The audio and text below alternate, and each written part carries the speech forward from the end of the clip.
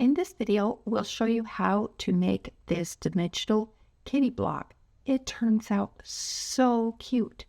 The pattern comes with, of course, photos of every step. The video will really help you succeed. So come to our website, www.thimble-art.com. Check out all of our patterns and videos. I think you'll really enjoy the processes for making this.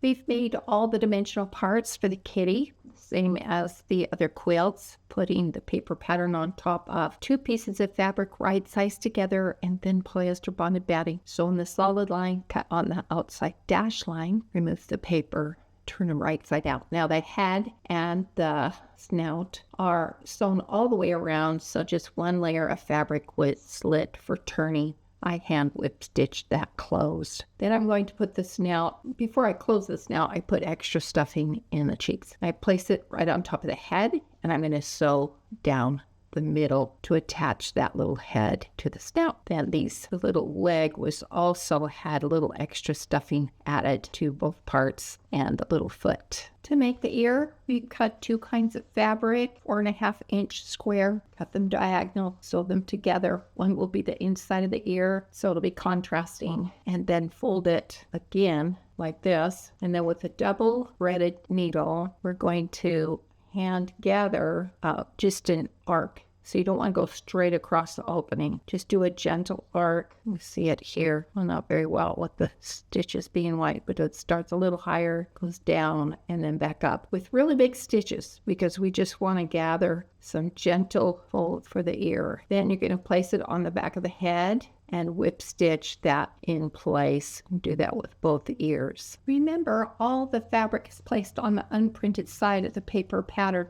Now, if you don't like working blind like that, it's really easy just to crease the seams that you're working on, and that will give you a nice line to work with.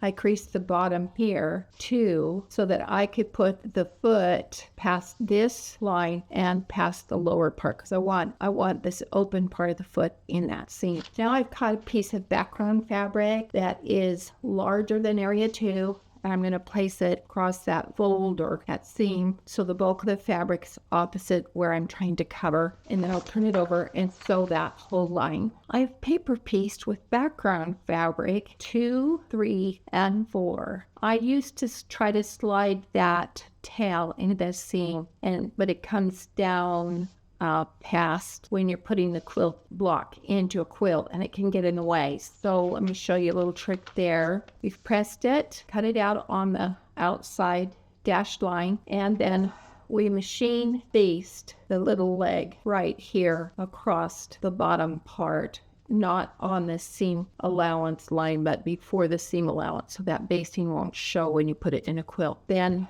we can put the little face on, and the how-to section shows you how to hand baste that, blind stitch that on. And then when it's in a quilt, you just lift the little leg and zigzag that edge of the quilt of the tail right into there, and then hand blind stitch this up over, and it will cover. That way this will not be in the way when you're putting it together. Now we'll just show you a little trick on doing the nose and little button eyes, and this kitty's done. To make the nose super easy, it's just a 2-inch circle out of contrasting fabric, hand gather around the outside, pretty tiny stitches, stuff it, pull it into a ball like this, and then place the open end down next to on the face, in the center of the face. It kind of overlaps the face and the snout. Then as the nose crowns around, that's where you're going to do some tiny stitches where the nose meets the little face, not right on the edge, because that would pull and would show. So you wait till it crowns around, and that just turns out cute. You can use a pom-pom too if you want. That works cute too, but this is fun. And you can add